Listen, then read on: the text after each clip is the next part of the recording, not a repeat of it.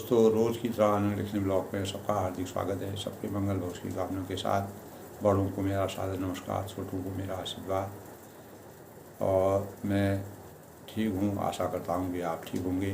दोस्तों, आज का पंचांग आज 26 अप्रैल 2024, दिन शुक्रवार, वैशाख माह के कृष्ण पक्ष की द्वितीया तिथि, अनुराधा नक्षत्र, बरियान योग का संयोग रहेगा।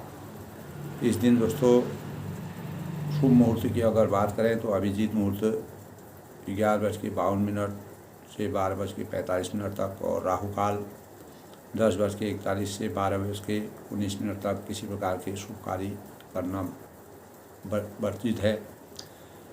सूर्योदय दोस्तों आज 5:44 पर और सूर्यास्त 6:53 पर। जैसे कि आज दोस्तों बरियान योग का संयोग है। बरियान योग और शादी और इस प्रकार के मांगलिक कार्यों को करने के लिए शुभ माना जाता है। और पौष मास में अगर बरियान योग पड़ता है तो शुभ कार्य नहीं किए जाते। तो दोस्तों, बरियान योग कुबेर से जुड़ा होता है।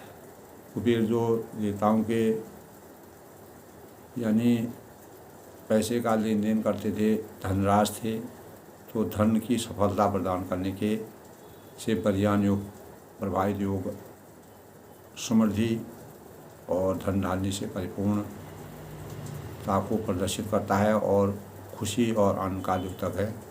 केवल पौष मास में अगर बरियान योग पड़ता है, किसी प्रकार के भी शुभ कार्य नहीं किए जाते। आज दोस्तों सप्ताह का शुक्रवार का शुभ दिन है, और शुक्रवार दोस्तों माँ दुर्गा और माँ लक्ष्मी को समर्पित होता है। काली मैया का भी पूजन आज किया जाता है। दोस्तों, दैत्यों के गुरु जो हैं शुक्राचार्य का भी दिन यह है। दोस्तों, लक्ष्मी दुर्गा माता की पूजा का दिन उनको समर्पित है। माँ लक्ष्मी का विधि विधान से पूजा पाठ और व्रत आराधना उपवास करने से अनेक प्रकार की सुख समृद्धि और धन धान्य से परिपूर्ण होता है। शुक्राचार्य गणेश जी के गुरु थे, जो प्रथम पूज्य गणेश जी थे उनके गुरु थे, ऐसा हमारे शास्त्रों में बताया गया है। इस दिन दोस्तों लक्ष्मी माता को अनेक प्रकार के मिश्री है, बतासे हैं, कौड़ी है, धन और अनेक प्रकार की चीज़ें माँ लक्ष्मी को पुष्प वगैरह रोली अर्पित की जाती है, पूजा की जाती है, आरती ध्यान पूजा की जाती है। ऐसी दुर्गा माता की पूजा की जाती है, चुनरी चढ़ाई जाती है दुर्गा माता में। अनेक प्रकार की खुशियों के साथ उपासना की जाती है। माँ दुर्गा धन की देवी है, वैभव की जननी है। तो शुक्र ग्रह मजबूती के लिए दोस्तों सफ़ेद कपड़े और चावल और दही, चीनी, कपूर, मिश्री का दान शुभ माना जाता है। और जिसके ग्रह में दोस्तों शुक्र कमज़ोर होता है तो पैसे की तंगी होती है, और शुक्रदेव की पूजा करने से यश और कीर्ति की प्राप्ति होती है, और शुक्र दोष से हमको मुक्ति मिलती है। इसीलिए शुक्रवार के दिन दोस्तों माँ लक्ष्मी और शुक्रदेव की पूजा और काली मैया की पूजा और आराधना शुभ मानी जाती है, शुभ फलों की द्योतक है। इस दिन दोस्तों खट्टी चीज़ों का सेवन कम से कम नहीं करना चाहिए। साफ सुथरे शरीर और लाल रंग के वस्त्र पहनने चाहिए, ऐसा हमारे शास्त्रों का विधान है, ऐसा बताया गया है। पैसों का लेन देन इस दिन दोस्तों शुक्रवार को करना उचित नहीं है। और किसी की भावनाओं को ठेस पहुंचाना, किसी को अपमानित करना नहीं चाहिए इस दिन दोस्तों। और इस दिन ज़मीन व घर, इस प्रकार की चीज़ें, प्रॉपर्टी से संबंधित चीज़ों को नहीं खरीदना चाहिए। माँ लक्ष्मी का उपवास, ध्यान और माँ लक्ष्मी शक्ति और तेज और यश की जीवन कामिनी के रूप में हमारे जीवन में रहती है। माँ का आशीर्वाद हमारे जीवन के लिए धन धान्य से परिपूर्ण करता है। और दुर्गा माता हमको अनेक प्रकार से शक्ति प्रदान करती है, भयों से मुक्ति करती है। हमारे जीवन में शुभ फलों का जो द्योतक है और शक्ति का संचार करती है। माँ के 9 अवतारों में माँ के किसी भी अवतार की पूजा पाठ करने से हमें अपार शक्ति का संचार हमारे जीवन में होता है। इसी प्रकार माँ लक्ष्मी की पूजा, ध्यान, उपासना करके शुभ फलों के हम जो दाता होती है, धन धान्य से हमको परिपूर्ण करती है, लक्ष्मी की कृपा होती है, तो हमारे जीवन में कभी भी धन की कमी नहीं होती है। हम हमेशा शुभकारी जीवन यापन करते हैं। इस प्रकार दोस्तों आज के कल के प्रसंग में दोस्तों हमने भगवान मर्यादा पुरुषोत्तम भगवान रामचंद्र जी ने जिस प्रकार से हनुमान जी को और अंगद को और सुग्रीव को राजा राजपद दे करके सीता की खोज के लिए अनेक प्रकार से उनको प्रशस्त किया।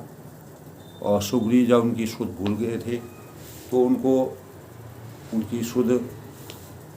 उनको अपनी मित्रता के भावों से उनको ज्ञान प्राप्त किया था। अंततो गत्वा जब सुग्रीव माया मोह के बंधन में फंस गए थे, तब उन्होंने कहा कि माया मोह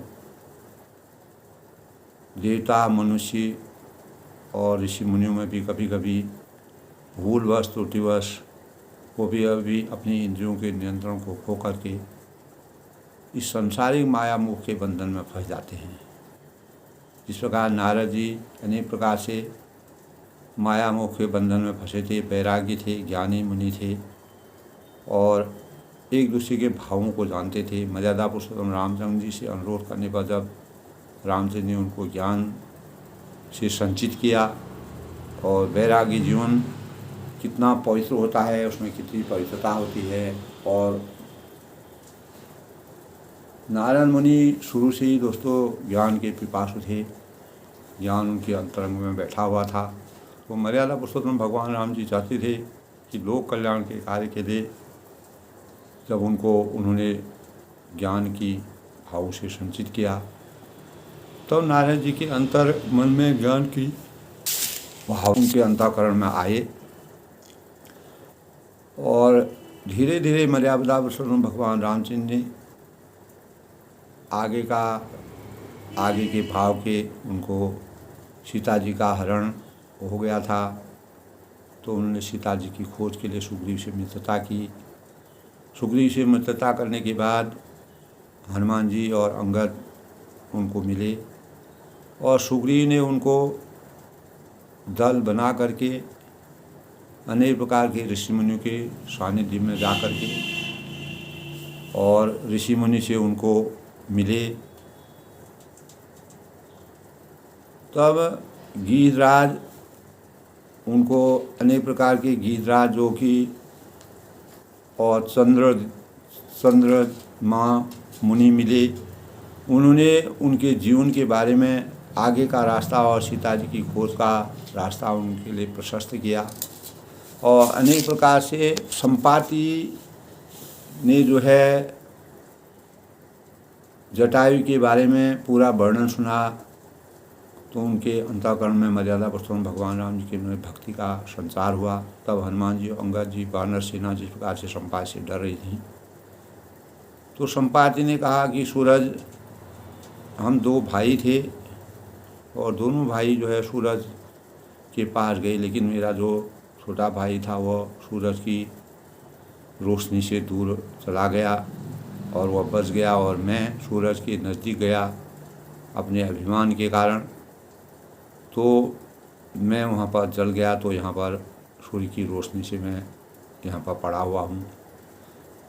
और इसी प्रकार उनको दोस्तों वरदान मिला हुआ था गीधराज को। ये वरदान ये मिला हुआ था कि जब सीता जी की खोज में बंदरों का समूह आपके सम्मुख आएगा, तब आपका जीवन जो है मोक्ष की प्राप्ति करेगा। तब उन्होंने कहा कि उन्होंने किस प्रकार का, तो इसी प्रकार के भावों को जो यानी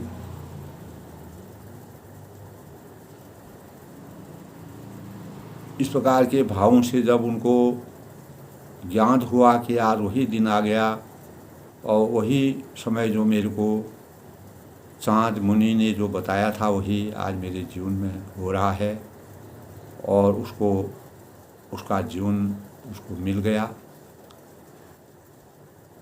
और तब ऋषिराज जामवंत बड़े समझदार थे।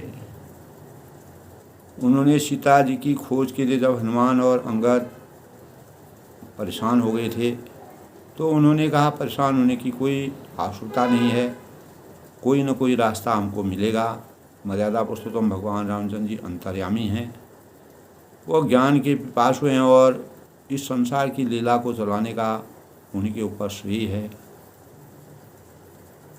और हमें बिल्कुल भी किसी प्रकार की परेशानी या धैर्य को धारण करना चाहिए।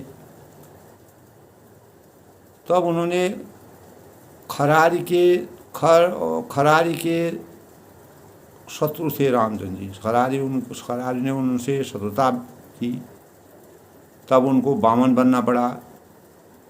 तब जामवंत तो कहते हैं कि मैं उस समय जवान था और मुझे बड़ा बल था, तो बलि के बांधते समय प्रभु इतने बड़े इस शरीर का वर्णन नहीं हो सकता है, किंतु मैंने 2 ही घड़ी में दौड़कर उस शरीर को 7 प्रदक्षिणा कर दी। तब अंगद ने कहा कि मैं पार तो चला जाऊंगा, सीता की खोज के लिए मैं पार चला जाऊंगा, परंतु लौटते समय मेरे हृदय में संदेह हो रहा है। मर्यादा पुरुषोत्तम भगवान राम जी ने हनुमान जी को ही शक्ति दी थी। हनुमान जी जब सीता की खोज के लिए निकल रहे थे, उन्होंने प्रण लिया था, संकल्प लिया था। सुग्रीव ने उनको आदेश दिया था कि इतने समय के दौरान सभी बंदरों को जो है मिलकर के अपना झुंड बना के अलग अलग दिशाओं में जाकर के सीता की खोज करनी है।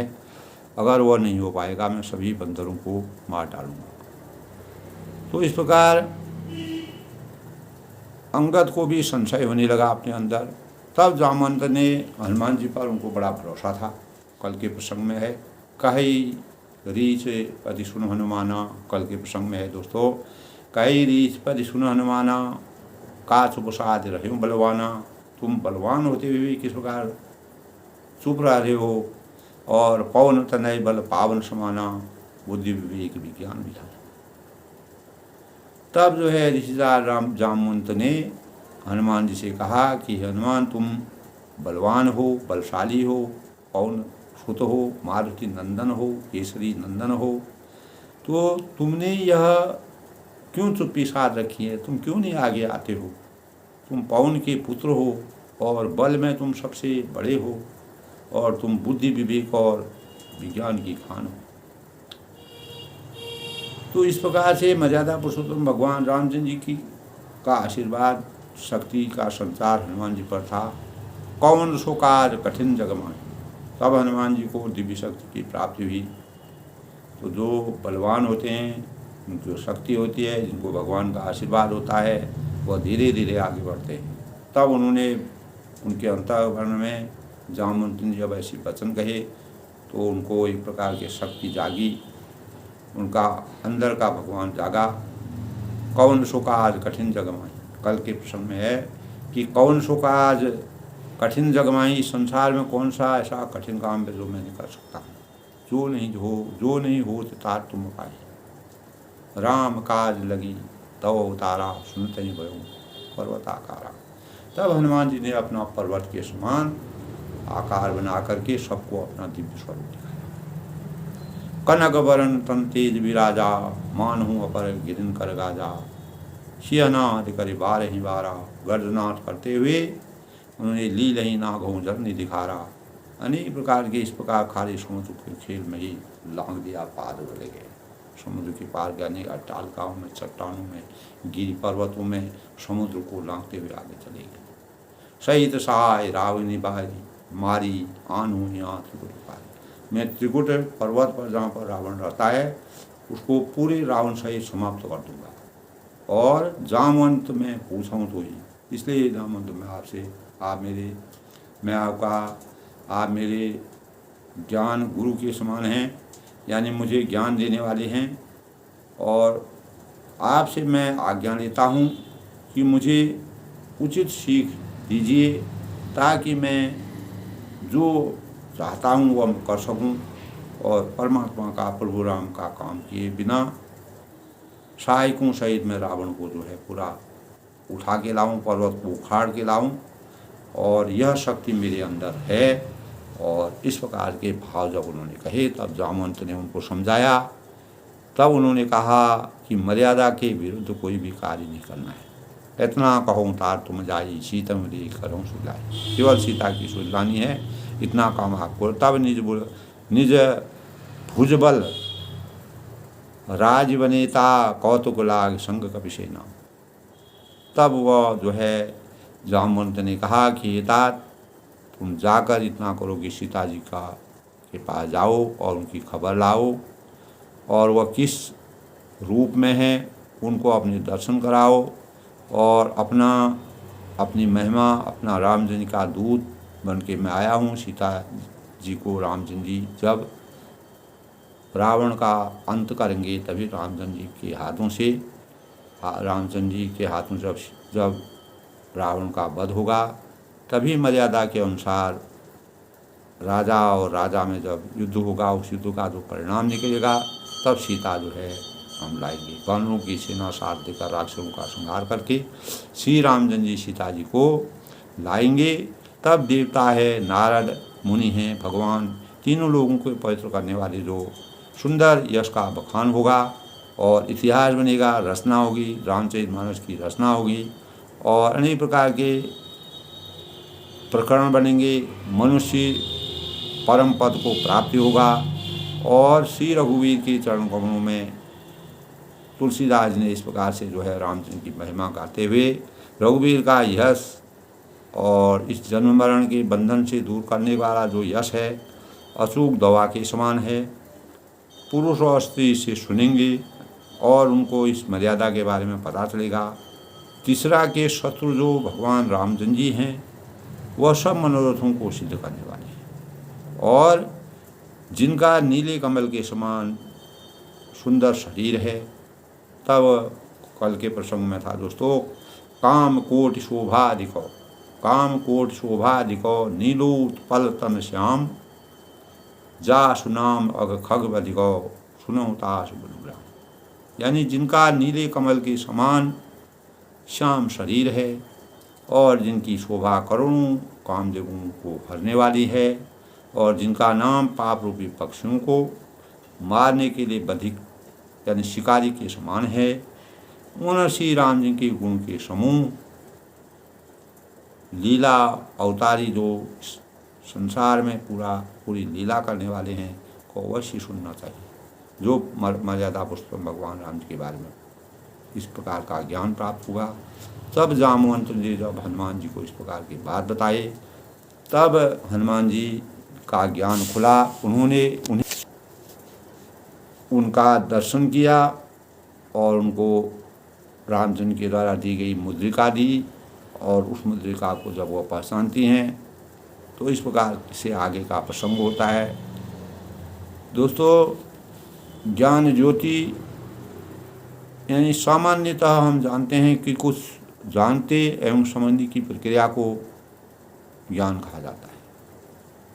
तो हनुमान जी का ज्ञान समझे व जिस व्यक्ति की जीवन में यात्रा ज्ञान की खोज की ओर बढ़ती है उसी के अनुरूप वह आचरण करता है। जैसे हनुमान जी ने उसी प्रकार का आचरण किया तो यह कभी दुख का अनुभव नहीं करता है। फिर उनको कितना भी कठिनाई विषमता हो, हनुमान जी को कितना भी विषमता हो, कितना भी कोई परेशानी हो, लेकिन उन्होंने कभी कठिनाई का अनुभव नहीं किया। और सत्य तो यह है कि दोस्तों, अज्ञान दुख का मूल है।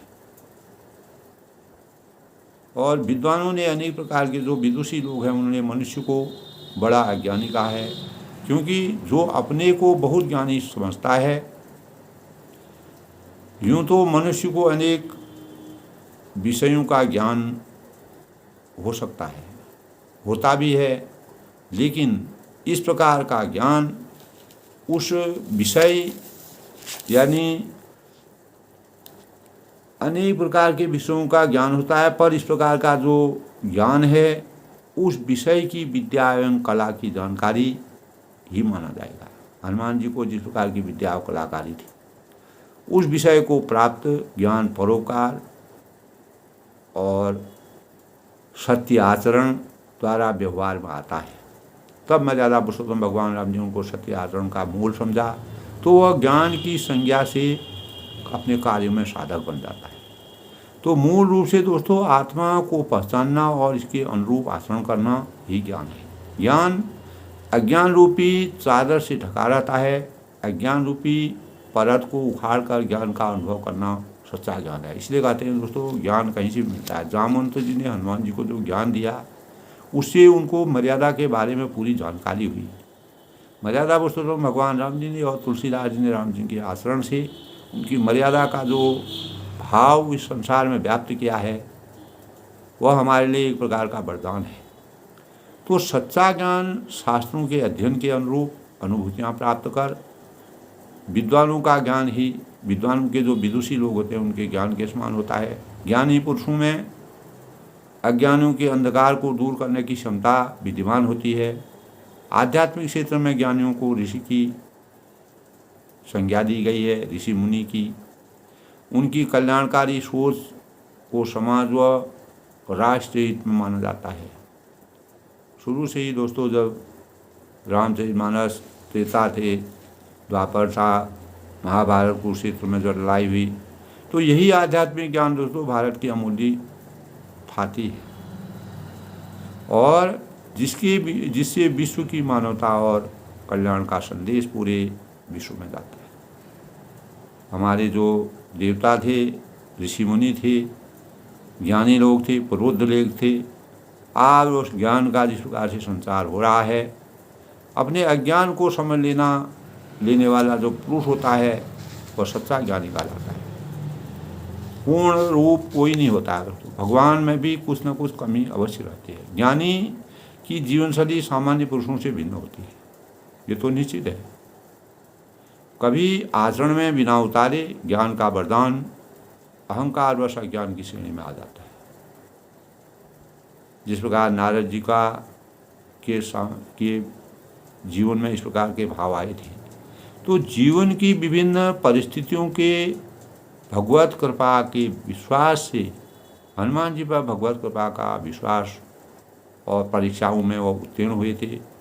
भगवान ने उनको अनेक प्रकार और दुर्बलताओं पर विजय प्राप्त करके आत्मिक चेतना के साथ संपर्क करने के लिए शांति और आनंद का मानसिक शारीरिक संतुलन प्राप्त करने का सुअवसर हनुमान जी को प्राप्त हुआ।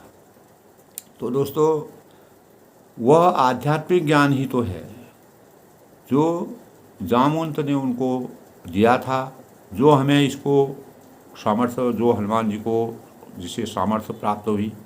आध्यात्म में उन्होंने अपने ज्ञान को, अपने शरीर को, अपने दिव्य स्वरूप का संचार किया। आध्यात्मिक ज्ञान से के अंतर्गत श्रद्धा का महत्वपूर्ण स्थान होता है। मर्यादा पुरुषोत्तम भगवान राम जी का हनुमान जी के प्रति अपार श्रद्धा थी। वह भरत के समान उनको प्रिय लगते थे और ज्ञान की ज्योति में जो प्रकाश होता है, भगवान का ज्ञान उनको था, शक्ति का संचार किया था। अज्ञान भी नष्ट कर मनुष्य जो है, इस संसार में मनुष्य को सही दिशा की ओर बढ़ने का निर्देश उसी ज्ञान से संचित होता है।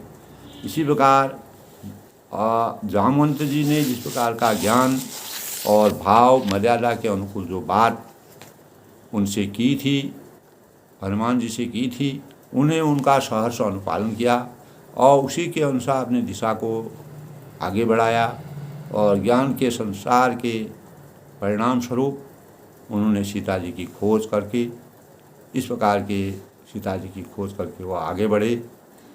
और इस प्रकार दोस्तों, कल के प्रसंग में किष्किंधा कांड का आज के प्रसंग में जो है हम सुंदर कांड में प्रवेश करेंगे। शांतं शास्त्र प्रमेमनगं निर्वाण शांतिप्रदं ब्रह्मास्त्र फणेन्दं शैव्यं मनीषं वेदांत वेदं विशुं रामाख्यं जगदीश्वरं सुरगुरु माया मनुष्यं हरिं वंदे अहं करुणाकरं रघुबर कृपाल चूड़ामणि। यानी तुलसीदास जी वंदना कर रहे हैं। सुंदरकांड के अंदर सीता जी की खोज का पूरा प्रकरण है। हनुमान जी और रावण में जिस प्रकार का संवाद होता है, रावण को हनुमान जी जिस प्रकार हिलाते हैं, उनके पास संदेशक के रूप में जाते हैं और सीता जी की सुध लाते हैं। तो शांतं यानी शांतं शाश्वत प्रमेय मनगं निर्वाण शांतिप्रदम, शांत सनातन अप्रमेय, प्राणों के परे निष्पाम मोक्ष रूप और परम शांति देने वाले, शांति के दाता जो हैं, परम शांति देने वाले ब्रह्मा हैं। शांति के दूत जो ब्रह्मा हैं और शंभु हैं और शेष जी ने निरंतर उनका शिवितं वेदांत के द्वारा जानने योग्य सर्व व्यापक ब्रह्मा शंभु फणेन्दं शैवी मनसं वेदांत वेदं विषं, देवताओं के सबसे बड़े रामाख्यं जगदीश्वरं सुरगुरुं माया मनुष्यं हरिं, यानी सबसे बड़े मनुष्य रूप में दिखने वाले, समस्त पापों को हरने वाले, करुणा के खान रघुकुल के श्रेष्ठ तथा राजाओं के शिरोमणि राम कहलाने वाले जगदीश्वर की मैं वंदना करता हूँ। इस प्रकार से जो है तुलसीदास जी अपनी रचना को आगे बढ़ाते हैं।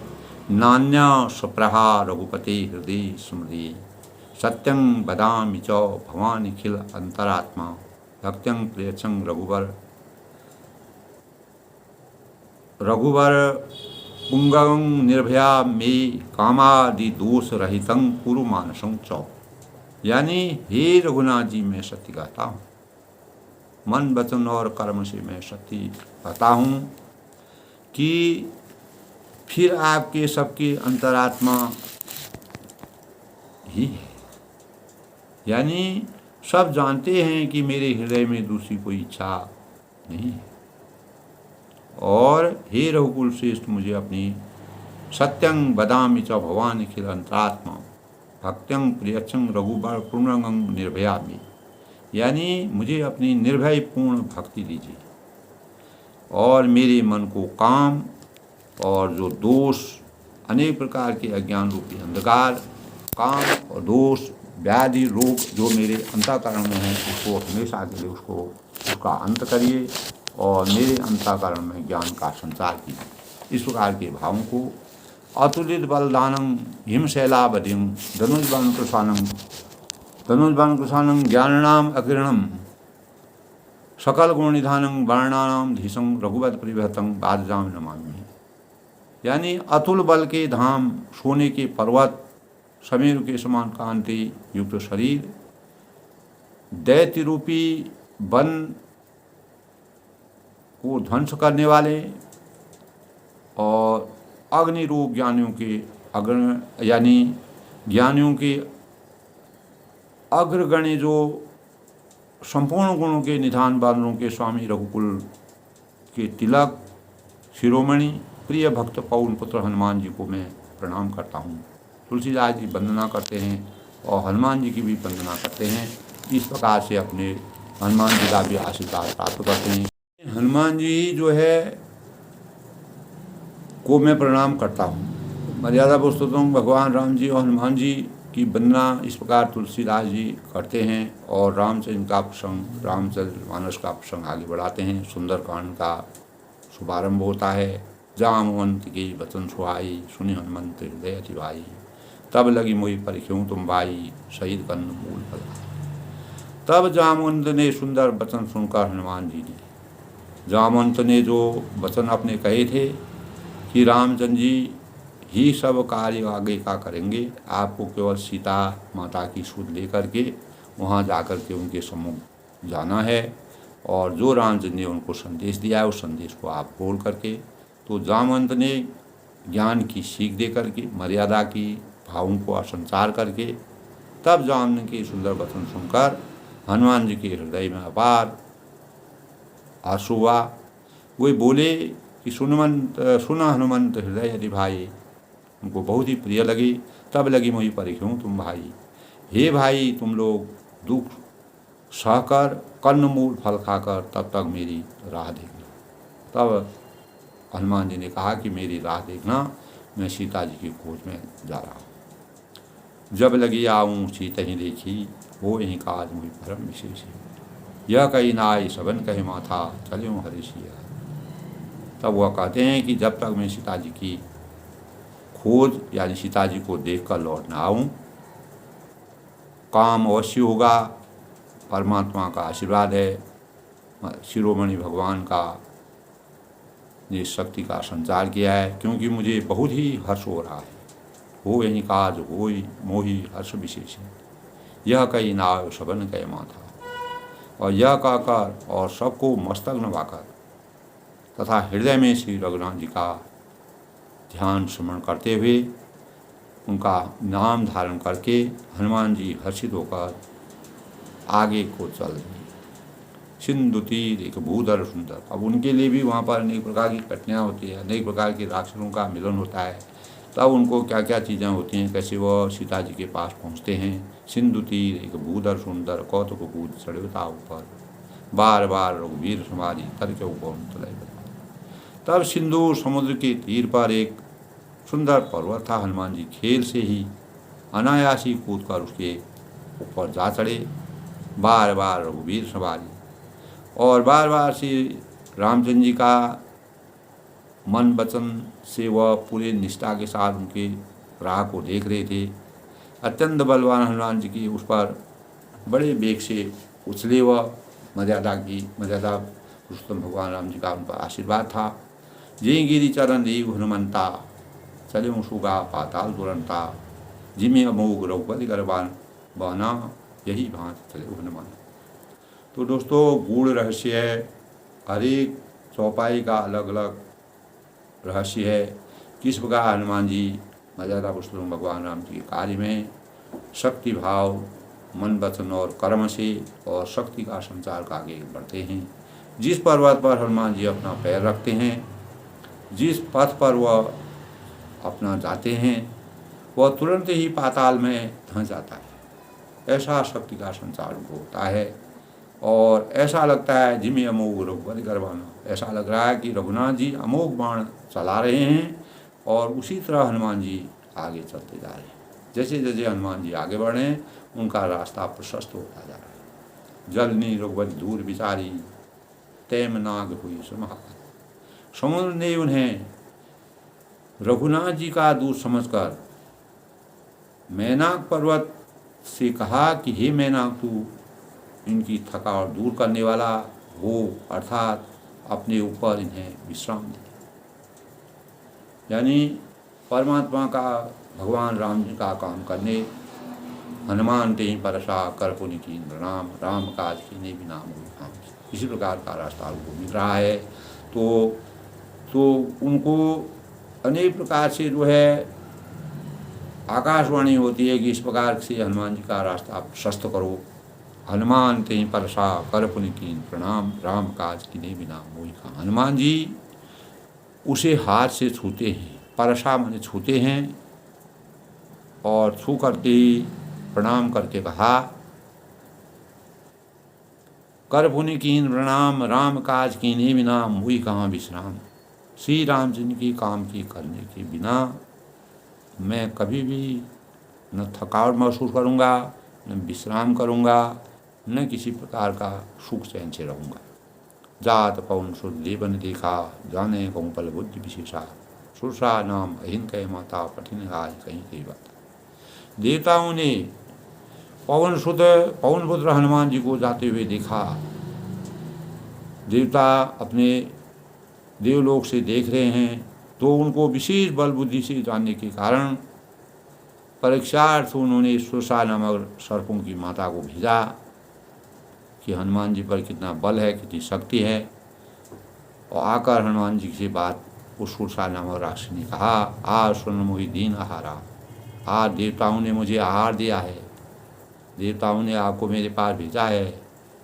सुंदर वचन का पवन कुमारा, यह वचन सुनकर पवन कुमार हनुमान जी ने कहा, राम काज करे फिर मैं आऊँ।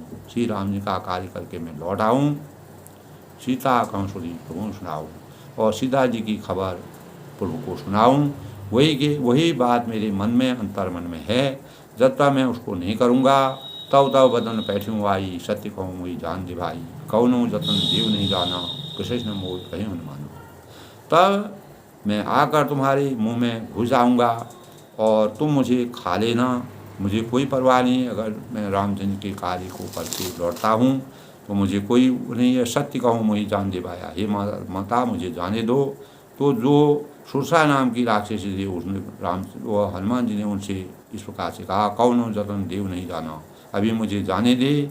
तब किसी के उपाय से भी नहीं, तब उसने जो है किसी भी उपाय से उनको आगे जाने से रोक लिया। तब कृष्ण मोह कहीं हनुमाना, और कहा कि तब हनुमान जी ने कहा, तो फिर मुझे खा न ले। तब क्या हुआ, जो जन भरे भरे बदन पसारा, कभी तन दीन दुगुन विसारा। जैसे जैसे उसने अपने आकार को, सुरसा थी वह, सुरसा के पेट में हजारों जीव चले जाते थे, और इस प्रकार का उसका 100 योजन का उसका शरीर था। और उसने अनेकों योजन का जैसे जैसे उसने अपने शरीर को पसारा, फैलाया, तो कभी वन इसी प्रकार हनुमान जी ने मर्यादा पुरुषोत्तम भगवान राम जी का आशीर्वाद था, उन्होंने उसका दूना शरीर कर दिया। 16 योजन मुक्त ही रहा हूँ। तब उसने जो है 16 हनुमान जी ने जब 16 योजन का जब उसने अपना शरीर बनाया, तो हनुमान जी ने तुरंत पवन 32 हनुमान जी ने 32 योजन का अपना शरीर बना करके उसको अपना दिव्य स्वरूप दिखा दिया। जय जय सुरसा बदन बढ़ावा, ताज दून कभी धूप दिखावा। जैसा जैसे सुरसा ने अपने बदन को बढ़ाने की अपनी इच्छा व्यक्त की, तो हनुमान जी ने उससे दुना अपना विस्तार कर दिया। क्योंकि वो अज्ञान था, उसको मालूम नहीं था कि इनकी शक्ति क्या है, क्या है। सत जो जनते आनंद की ना, तब उसने 400 कोष का जब मुख बना लिया, तो अति लघु रूप पवन सुदीना। तब भगवान की कृपा से उन्होंने कहा कि अभी के लिए छोटा सा शरीर बना धारण करो और इससे अपना काम आगे चलो। तब हनुमान जी ने बहुत ही छोटा रूप धारण करके कर लिया, और उस छोटे रूप को धारण करने के बाद उस रूप को धारण करने के बाद बदन पठई पुनि बाहिर आवा, मांगा विदा ताइश नावा। तब उसने उसके मुंह पर घुस करके तुरंत फिर बाहर निकल आई। जैसे उसने मुंह बंद किया फिर एकदम खोला, तो वह छोटा सा शरीर उन्होंने धारण किया और फिर बाहर आ गए। और विदा आता शिव नावा, और उससे सिर नवाकर विदा मांग ली। तो जयराम जी की बोल दिया, भगवान का आशीर्वाद मिल गया। तो उसने कहा, मोई सुरन जी लाग पठावा, मैंने तुम्हारे बुद्धि बल का भेद पा लिया है, और बुद्धि बल मरम तोल में पावा, जिसके लिए देवताओं ने मुझे भेजा था। देवताओं ने मुझे जिसलिए भेजा था वो मुझे सब पता हो गया है। राम काज करिए हूँ, तुम बल बुद्धि निदान, आशीष दी गई सो हरिश देव। तब तुम श्री राम जी का कार्य करोगे, राम काज करे सब करिए हूँ, तुम बल बुद्धि निदान। यानी श्री रामचंद्र जी का सब कार्य तुम करोगे, क्योंकि तुम बल बुद्धि के भंडार हो। बल बुद्धि विद्या दे हुई हरऊं कलेश विकार। जय हनुमान ज्ञान गुण सागर, जय कबीर तिहुँ लोक जागर। यानी यह आशीर्वाद देकर वह चली गई। उसने भी जो है उसका हनुमान जी का शरीर देखा, उनका रूप देखा, उनके दर्शन किए और अपना मायावी अवतार उसने पूरा दिखाया, लेकिन हनुमान जी पर उसकी बिल्कुल नहीं चली। तब वह क्षमा करते हुए आगे गई। तब उसने हनुमान जी को हर्षित होकर चले, तब हनुमान जी जो है हर्षित होकर के चले। इस प्रकार का प्रसंग दोस्तों सुरसा नाम की राक्षसी हनुमान जी को मिलती है। सुंदरकांड का पठन पाठन हो रहा है। इसी प्रकार दोस्तों मर्यादा पुरुषोत्तम भगवान राम जी का आशीर्वाद सभी पर बना रहे। इस प्रकार हनुमान जी को रामचंद्र की शक्ति और शक्ति का जो ज्ञान प्राप्त हुआ, इसलिए दोस्तों सृष्टि की रचना के अनुसार हनुमान जी सर्वशक्तिमान हैं। मर्यादा पुरुषोत्तम भगवान राम जी ने उनको दूत के रूप में सराहा है, उनको शक्ति प्रदान की है, हमेशा अपने सानिध्य में उनको रखा है। और उनको अंजनी और कौशल्या जी ने दोस्तों, ऐसा हमारे शास्त्रों में विधान है, कौशल्या जी और अंजनी जब अंजनी पुत्र हनुमान जी कहलाते हैं, तो उन्होंने एक ही दिन जो है खीर खा करके जो है उनका जन्म हुआ था, रामचंद्र जी का और हनुमान जी का। इसीलिए हनुमान जी और रामचंद्र का सानिध्य मिला और एक ही दिन हनुमान जी और रामचंद्र जी को इसलिए भाई के समान माना जाता है। इस प्रकार का हमारे शास्त्र में विधान है। और मर्यादा पुरुषोत्तम हनुमान जी जो है वह रामचंद्र के अनन्य भक्त भी थे, सेवक भी थे और दूत भी थे। अनेक प्रकार की संरचनाएँ करके मर्यादा पुरुषोत्तम भगवान राम जी का पूरा आशीर्वाद उन पर था। इसलिए कलयुग में भी वह हमेशा के लिए अमृत के रूप में विद्यमान रहेंगे। इस प्रकार के भाव हमारे शास्त्रों में है। तो रामचरितमानस का सुंदरकांड का प्रसंग चल रहा है। सबके मंगल भक्त की कामना के साथ और सब लोग प्रसन्न रहें, खुश रहें। भगवान राम जी का आशीर्वाद सभी पर बना रहे।